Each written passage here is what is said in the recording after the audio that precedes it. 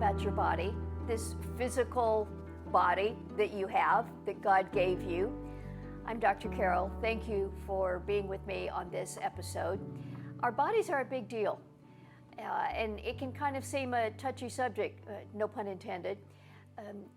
Many years ago, the idea became talked about, popular, that the real important part of you was your spirit, and that the physical body was, well, that was just something to dispense with and get away from eventually.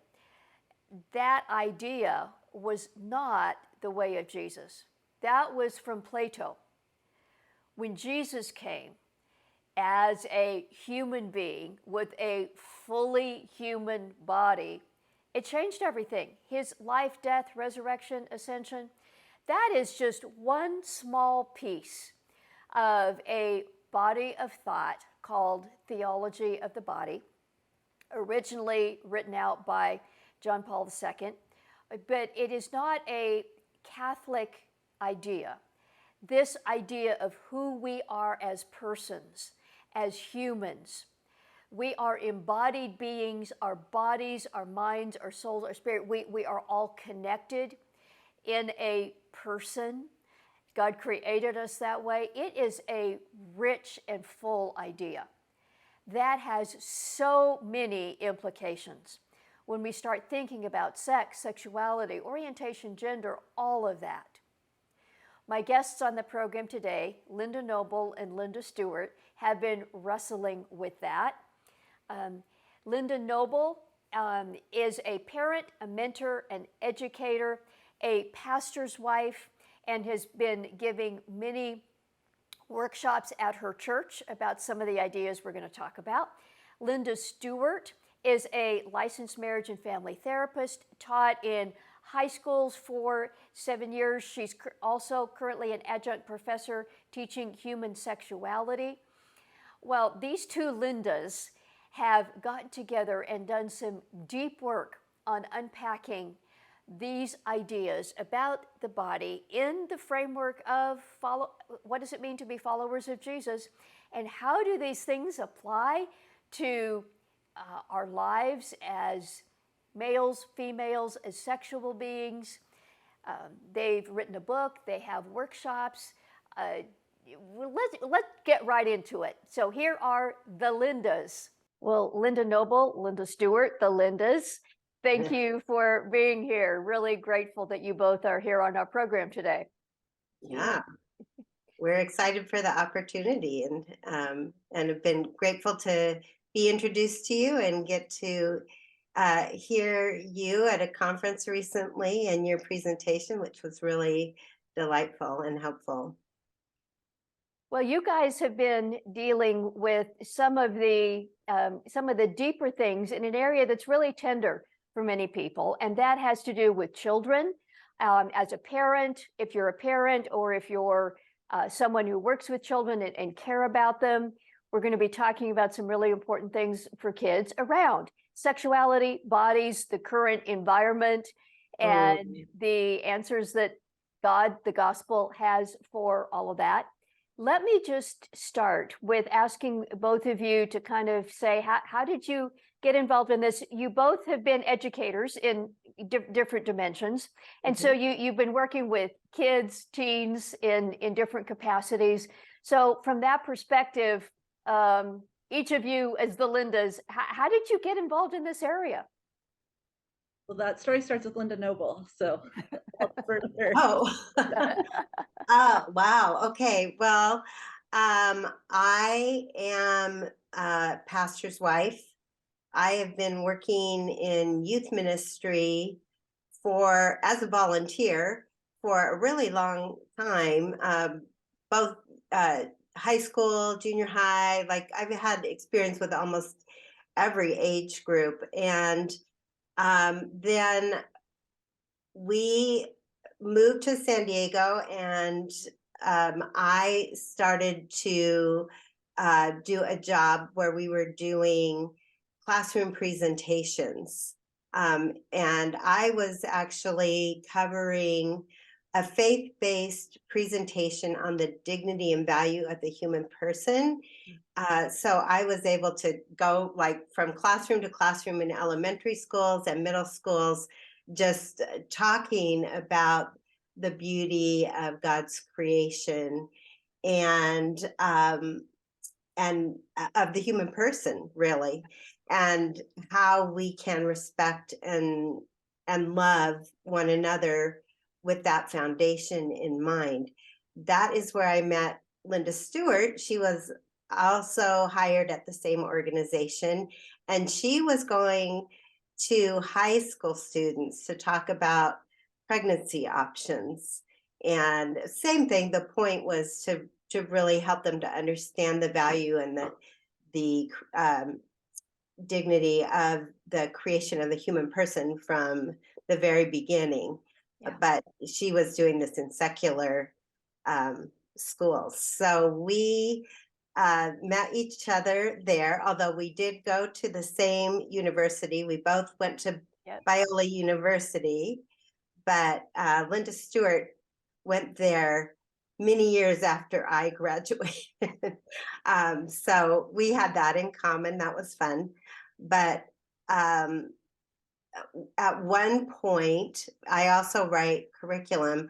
At one point, I was asked by the lead person in the organization to write family life education curriculum for faith-based schools. And I said, I can't do that. I really don't have a compelling message to share. Mm. And I feel like the one that I grew up understanding and knowing was not a large enough narrative or large enough story to really be helpful, to give Yes. meaning to God's design for the human person in particular their sexuality. And so I kind of began a search.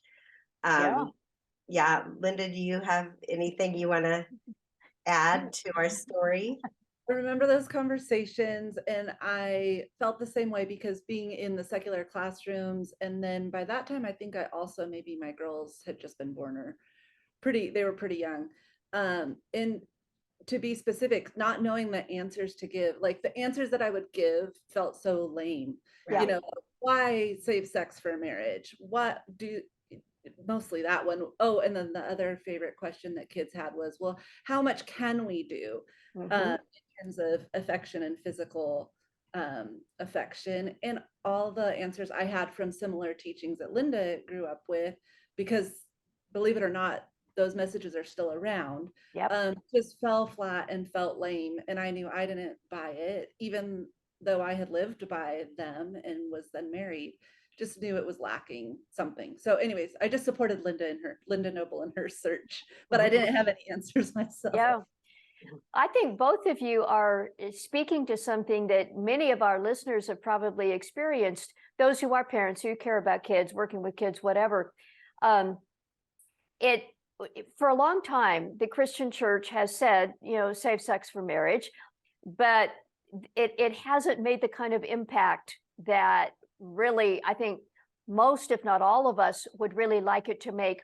But the conversation is even so much bigger and messier now with the LGBTQ environment, the transgender movement.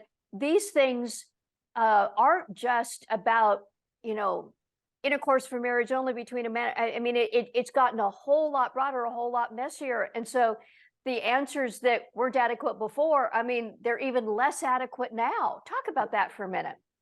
That's so true. Well said. Well, as you were saying that, just they are inadequate because it feels like I don't know that this was the intention, and I think the Right. intention was good, but it felt like we took messages about sexuality from culture and then tried to tack on a biblical scripture, or okay, well, this is what the Bible would say about that. And we forgot as a church that we have the original design and the Yep. origin story of sexuality. We have that from the beginning. And So I think that's what was really attractive to Linda Noble when she came across theology of the body. But you're so right with all these topics, and then some that you're talking about. We are so ill-equipped if we're just going to attach scripture or a little Bible study onto a topic, and we don't need to do that. Yeah. Yeah, I think in addition, the approach has been to state rules, either to state rules for sexuality, like these are God's rules for sexuality, and you need to follow these rules. That's been one approach. Another approach is if you don't follow the rules, all these really bad Yep. things are going to happen to you. And as a result, there's been many people out there that went the wrong way, that didn't follow the rules, and now what hope is there for Yeah. them in the future with that sort of message? It's been really harmful, actually, to us as people who are talking to others about Jesus and trying to disciple them and to recover from mistakes or poor decisions, and what message of hope, what message of good news do we have for them in terms of how God can work and move, and what he is inviting them to moving forward. And so, we really felt like as we were in conversations, and myself as well, in conversations with young adults, Yeah. even in the church, and even parents we've encountered in our workshops, they feel like they're not qualified Mhm. to talk to their kids about God's plan for sexuality because they didn't live it out. Yeah. And so this approach that theology of the body has given is really an open invitation to follow and trust God as the designer of our persons, and we can accept that invitation in any moment. Yeah. Both of you have mentioned theology in of the body, and some people may be familiar with that. But let me just give you an opportunity to say, what is that? Where did it come from? And it's so full. I mean, there's volumes and volumes and volumes about it. But just as a snapshot of what you see as just the core message of theology in the body. Well, we discovered it in our search for something more compelling. And a friend of ours who came from a Catholic faith background suggested that we do some research into Pope John Paul II's work on theology of the body. And it's, as you said, Dr. Carol, very, very dense teaching. Linda Stewart and I both went to Pennsylvania, actually, for a whole week of instruction. Then I went for an additional week of instruction. And as we talked about it together, we were um, amazed at how hard it was to really encapsulate that whole idea, or what is theology of the body. But at the core of the teaching, it is that our body has been designed in such a way that it is a picture or a sign of God's invitation to us, and in relationship with himself, and that really is what is behind God's design for us as sexual beings, is that he wanted to communicate through that design a very beautiful invitation into union and communion with himself. And I think, Dr. Carol, you use the word intimacy in your messages and what you offer. And I just think that word summarizes that last piece that you said, Linda Noble. We love using union and communion for sure. The intimacy communicates that same, just very intimate, personal relationship with God that we're called to, and then also with others. Yeah. That seems like such a different message than probably most of our listeners have, if they've been in church a while, have usually heard around sexuality and bodies and relationships and marriage and intimacy.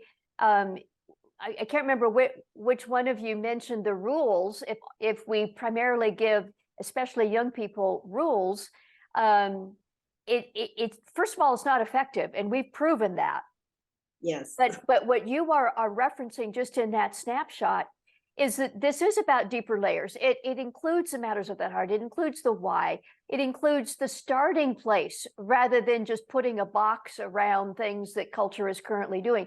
This way of looking at humans and humans' relationship with God can apply at any culture, any generation. It's kind of a foundation that's been there all along. Yes. Yes. And that's the good news. That's the message we can offer parents and anybody that mentors youth is, another way we say it is any conversations about sex, and also this foundation, if you have the opportunity, if your children are this age where you can actually start before the sex talk. But what theology of the body and this kind of messaging offers to parents is start with Genesis 1, not Genesis 3. Mm. And Explain that. I think that's a great picture. What are you meaning by that? Yeah, I love that. Yeah, I mean, and Linda Noble just mentioned it also, right? Like the rules and the sexual risks, Yeah. the scare tactics, that's all starting after Genesis 3. Mhm. But if we start there, we lose the big vision that makes sense of everything else for our kids, including what is sex, what is marriage, what do they have to do together, what were you designed for, what are you called for, all that's in Genesis 1. And Linda Noble and I were talking about how you really like origin stories. I think you mentioned it also. Our kids need to know their origin story if they're to understand their sexuality and how to live in an intimate relationship with Jesus. That's what that means. Linda Noble, is there something you would add? Yeah, definitely so important to know that we were made out of the love of the Trinity, Mhm. that our origin is from the love of each person of the Godhead, that it flowed. Our creation as human persons was God's desire to invite us to share in his love, and that the first human persons were able to love one another with God's kind of love, but also that they were able to live being known and seen by God, walking with him in the garden, that they had this perfect opportunity to do life in partnership with God in a very intimate and loving relationship. And it was in Genesis 3 when they decided, hey, Satan suggested to them, you know what, there's something better than what God has to offer. You can choose to be in control of your own life and to trust your own judgment moving forward as to what is good for you, what will bring you a life of flourishing. When God had said, you can trust me, you can have confidence that I'm going to provide this garden life for you, a life of being known and seen, and of meaning in partnership with God. And so they chose, as we all do in moments, to pursue what we think is good for us rather than to really trust that God wants to love us and to give us a life that flourishes, and he's designed us for his love. Yeah. As you have now been talking about this in workshops, you guys have written a book together about this, and we'll talk about that in a second. But as you have been talking with with parents or church groups or teachers about this, what difference have you seen thinking about sexuality, bodies, and so on in this way? How does that change things in some of the hot topic areas that our culture is presenting today? Linda just talked about this to her church, so Oh, is that okay? sure. Well, I think it's so inclusive to talk about God's invitation to trust Him and to have confidence in the way that He designed us as human persons. Mhm. I think people respond to hearing that there's a loving invitation out there, and that maybe even the real question for most persons in our culture out there is, can I trust God to give me a life of flourishing? Yeah. Is that what He's offering? Because I don't think that people have gotten to know Him um, in the ways that maybe they've been exposed to in the past, as a God who wants us to flourish. And that if we live according to His design, then we will flourish. He knows the best way for us to really enjoy and be satisfied in the way that we make our choices and move forward with our lives, because He is our designer. So, can we really trust His goodness? And I think that's really at the root of everything in all of the conversations that I have is, do you trust God to help you to make the choices that will give you a life that flourishes, or are you going to go on your own? And I love that, because it totally gives them the freedom to choose. I It's not me trying to force you Mhm. to make the decisions that I think are right. It's God inviting you to, and I'm going to love you either way. I just want to encourage you to learn to know who God is and grow into the confidence that He can give you a direction into a life that really flourishes, and that He can provide the ultimate orientation for you. Who are you? Who are you really longing for? Who are you really attracted to? It's the person of God Himself. Mm. And who are you really? And God, let's move towards our identity as persons created um, from God's love and for God's love, and to share God's love with others. Those are things that we all can move toward together, and allow God to transform us, and bring us to that place where we have confidence in who He is, to give us a good direction for our lives. Yeah. You've used some words there, Linda Stewart, like orientation and attraction and things like that, identity, that are hot bucket ideas Mhm. that kids and teens are hearing today. They're hearing from all kinds of sources. You're your own source of identity. Look inside and figure out who you are, rather than seeking to understand who God made you to be. Or if I feel attracted to this person, that means, well, it's a sexual thing. And so I have to act on that if I'm going to be fulfilled. And if I say that I'm not going to just follow those feelings, but I'm going to follow God, then that's not a life of flourishing. It's a life of, confinement.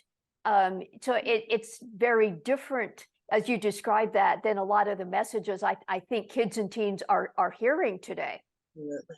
Yeah. Very different. And it's very easy to make the mistake because we are the Lindas. That's Linda Noble. I'm Linda Stewart. I got that backwards. Sorry. Totally fine. She said such beautiful things. I didn't want to get credit for them. And I Oh, wrote down one thing you said, Linda Noble. Can I trust Him to give me a life of flourishing? Which you've brought that back around to, Dr. Carol. And that's what I love about this setup, is so different in talking to kids about sex and their bodies and their relationship with Jesus, is it brings all that back into relationship with Jesus and relationship with each other. Because what you're describing, Linda Noble, of true flourishing, um, those are harder conversations to have with our kids. yeah. They're harder conversations than having conversations about rules and risks. Those are more black and white. They feel cleaner to the parent. They're not that way to the child. And this requires, this kind of, can I trust God? Yeah. And can I trust him with my flourishing? And can I trust him with my flourishing when I have really hard questions or experiences that aren't solved quickly by a rule? And so that's personally what I love about this is it requires us to be curious about kids and people in our life. It requires us to maintain an intimate relationship with them where we can be with them in the in between and in the tension and in the messiness, but that they know in the midst of all that, the invitation is constantly open to them. They're never disqualified from the invitation, and God can stay in that tension and messiness with them, always giving them their true identity and always inviting them towards flourishing in relationship with Him. So, all that relationality, I'm a therapist, so of course that makes me excited, but also as a mom and a friend and a mentor, I think this is where it's at. I think this is the only way to have conversations with kids or friends about these Yeah. topics. Yeah. Well, Linda Stewart, as a therapist and in your work with students, I understand you're an adjunct professor as well. What do you see as a response from those you work with when you talk about these ideas? Well, yeah, that makes me excited because you also, your previous question, the thing that we hear most is this changes everything. Mm, This approach changes everything. And then the second sentence we hear from older children or adults is, why haven't I heard this before? yeah. Because it is so vast, it allows for nuance and relationship and personal experiences. People are really thirsty and hungry for this kind of conversation. I do think it makes some people a little bit nervous and scared because I know what I'm so used to giving the rules and the black and white. This feels very gray and a bit adrift. Yes.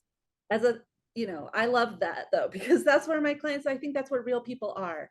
They're in the gray, they're a bit adrift. We all are. I am. Anyways, I guess I could talk for myself. So that's what I love about this approach is people feel seen and heard and Mhm. to hear more because these conversations are so curious that they know they're being heard. Yeah. They know that they matter. That's something else Linda and I love. And Linda Noble, you had talked about the dignity of the person. I think a theology of the body approach really affirms the dignity of each person we're talking to, whether or not, regardless of what their journey has looked like. Yeah. And that seems, and it's intended to apply certainly in the sexuality, male, female, those kinds of areas, but it certainly has implications beyond that. Age, ethnicity, skin color, ability, or different ability, all of those things it applies to. Linda Noble, in your work in the church context, what have been roadblocks or what's been the response? What kind of difference has this perspective made? Well, interestingly enough, in my own church, it's I've been fearful whenever I teach classes that I'm going to get some very hostile Yeah. reactions. And I've actually learned over time that because it is an invitation into a life of flourishing and you have the freedom to choose. That's one of the things that we do talk about when we talk about identity. Is God created us as human persons with a freedom to choose. And we can choose to walk our own way, or we can choose to have confidence in God, but that doesn't change who I am or my value as a person. And so when I'm teaching, I think people feel like even if they might not fully understand, or maybe even if it's rubbing them the wrong way because that's not the way that they're choosing to live their lives, that they still feel that we are approaching them with a sense of respect and dignity and an invitation. Yeah. So that really has been really a beautiful experience Mhm. for me. Maybe even just a reflection of the beauty of who God Himself is. Sure. that he is invitational and that he wants us to flourish, and that is something that people respond to. I think whether they agree or not, Yeah. they respond to that in a positive way. In terms of really, actually, just when we speak at conferences and we speak to other pastors and ministry leaders, again, we have not um, really received any negative feedback because of the beauty of the message. It's just, as you said, it's vast, it's Yeah. it's it's dense. That is one of the reasons that we took this on in the way that we did, was we had to spend hours and hours and hours to try to understand it at some level. And then we had to work really hard to figure out how to articulate it in a way that people could actually receive it and understand it and see the implications of it. And so, but we just felt like it was so worth it, because as we tried, we had to do a lot of trial and error and learning from talking with people. Oh, that wasn't clear, or this would be a better way to say it. Or these are the questions that people have that maybe we could make sure that they have a better understanding as we move along our instruction. We really just felt like this is worth investing in, even though it is harder. And I think, and then that's why we also wrote our book in the way that we did, because we felt like we needed to break it down into like bite-sized pieces, so that parents or mentors could digest it at a level that's really accessible, and then giving practical talking points and activities and all of that, so that they know how to approach the kids that they work with or that they mentor, in a way that they can also receive it and integrate it at a heart level, not just have a bunch of new facts in their Right. brains, but to really see what is the implication of this in the way that I see myself, in the way that I see God, and respond to Him as the one who designed my life. Yeah. Well, talking about the book, Before the Sex Talk, A Theology of the Body Approach for Parents and Mentors. I know from having done some writing myself that it takes a lot of work to make something this practical and this implementable. And I guess because the two of you have been teachers and worked with curriculum and so on, that you bring those skills. But as I looked through this, and I was so privileged when you shared a copy of this with me, I was so impressed at how implementable. You use the word bite-sized. Yeah, these are very practical ways to implement this, and this is for kids. And I just want to emphasize that these are practical things where you, as a parent or mentor, can implement these ideas for even young children or older children. And I'd like to just give maybe each of you an opportunity to mention one or two of the ways, first of all, for younger children, about how you help parents and mentors apply this, and then for older children. Okay. What do you want to do, Linda Noble? Go ahead. Okay. You want me to do the older kids? I'll start Okay. with older kids. All right. The older kids. Um, there's a lot, but one is just back to that dignity of the person. And there's so many concepts here that lead into this one concept, so I want to be careful. But the essence of it is that the way that we were designed out of love and for love, we are each made as an unrepeatable Linda always has to help me with this word, inestimable, irreplaceable person, each one of us, including our children.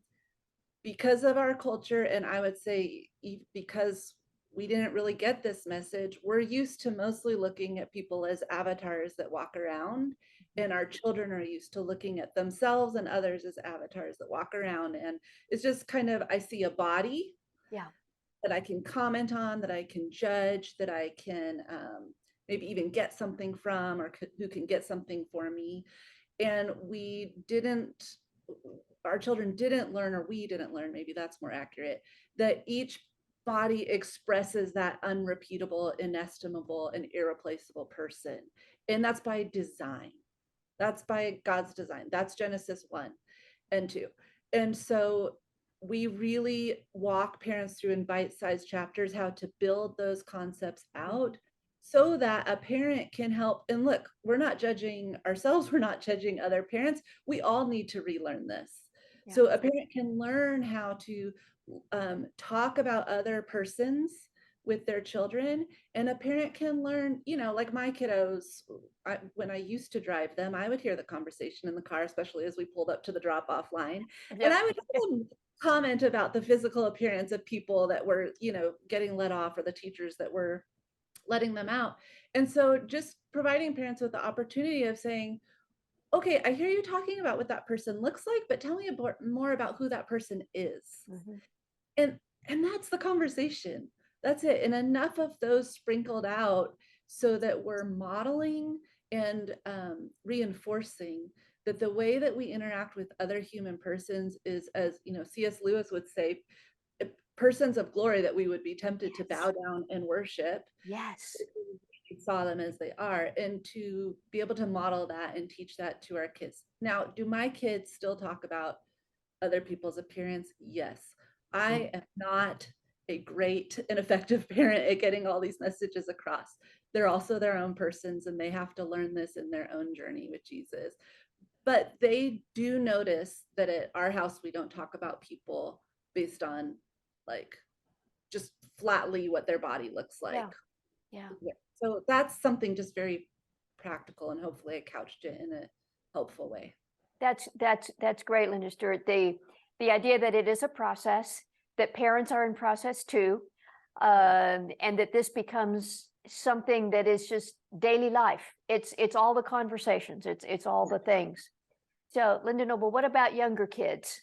One or two thoughts about how this can Sure. apply to them. So one of the things that I wanted to bring out about what Linda Stewart said also was sometimes parents think, what does that have to do with the sex talk? Why is Sure. that important? And I think that is one of the conversations that we have with parents, like wherever we're talking with them about our book or where we have our workshop, is I know you're anxious to hear how we talk about sex, Yeah. but we really need to build this foundation, because by the time you get to that conversation about sex with your kids, now you've started back here building this foundation. Why would you want to use the body of another person if you really see them as a person, of beauty and value and dignity? Yeah. That's like core. That's one of the starting places. And so by the time you get to the sex talk, now it all makes more sense. It all fits into a bigger picture. That's good. One of the really important concepts that's, again, more towards the beginning chapters of the book, is that the body and the person are inseparable. Mhm. That we are persons that cannot separate the body from the whole person. And so how do you help kids to understand this? And I think Linda Stewart's been really helpful at creating activities for kids, or talking points with parents, as they try to reinforce that idea with their kids, but to help them recognize that when they're their body is injured, that it also, where do you feel that in your person? You feel sad, you feel anxious, you feel, and really including that in your conversations, helping them to understand that that when their body is impacted, their person is also impacted, and vice versa. When my feelings are hurt or when I'm anxious, I feel it in my body. Yep. And this is so important to recognize again as we move down the conversation,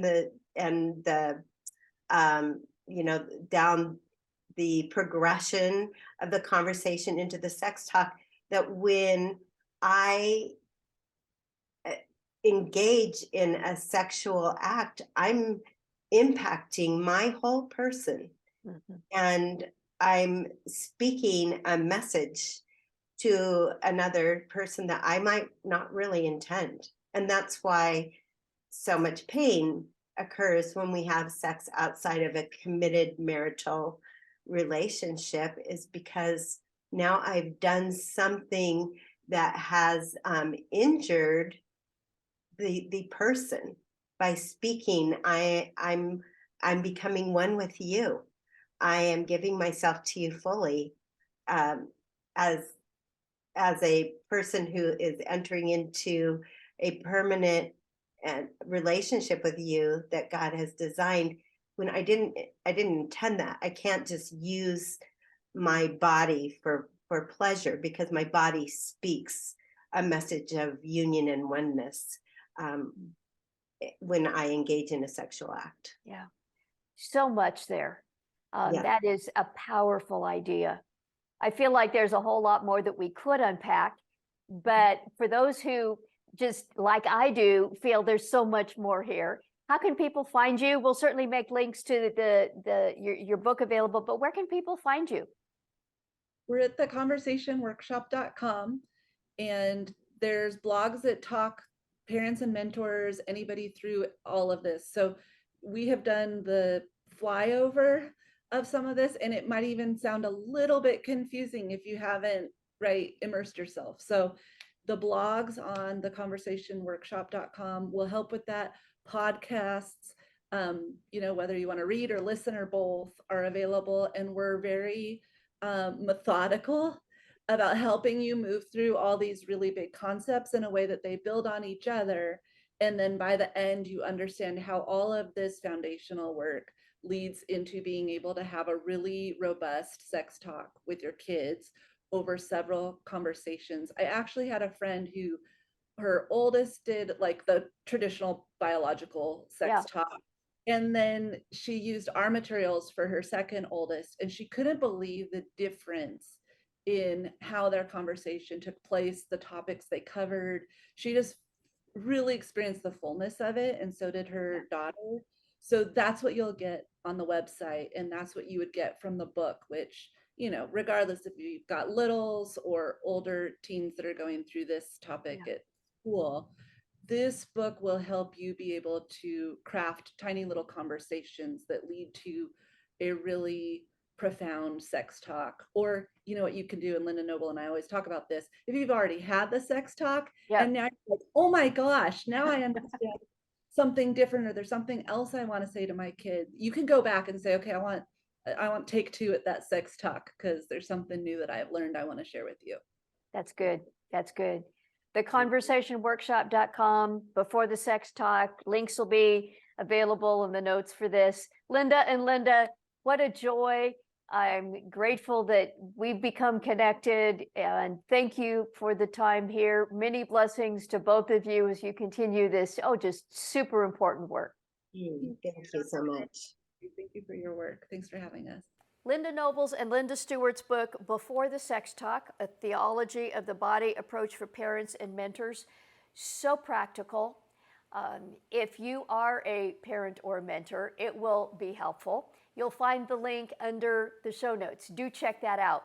Also, under the show notes is a link to the book, Theology of the Body for Beginners, written by Christopher West, Rediscovering the Meaning of Life, Love, Sex, and Gender. Christopher West has also written, this book is a couple years old, few years old. He's also written a more recent book, Our Bodies Tell God's Story. That link will be there too. I think you will find those things really helpful. Also want to mention a couple resources from our ministry, from Dr. Carroll Ministries. One, and you'll find a link under this video, is an article, Parents, Kids, Technology, and Sex. The Linda's workshop link is there. You'll also find some other resources specifically for parents around helping their kids deal with gender, sexuality, and all of that area. There's information there on the sex talk, on some parental resources for controls of devices, and just some ways to think about all of this and doing sex education. So a great resource for you. I also want to let you know that I would love to hear from you.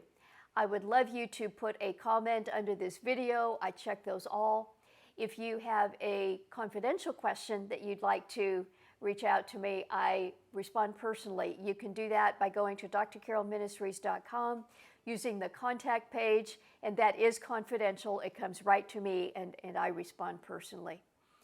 I would love you to subscribe to, first of all, our YouTube channel, where you get these every day. And then when you come over to our website, check out the blog. I do a lot of writing about things like intimacy, sexuality, relationships, and so on. So I would love you to subscribe there so you can get our material regularly each week when we put out some new content. Thank you again for being with me on this episode, and until next time, may God bless you.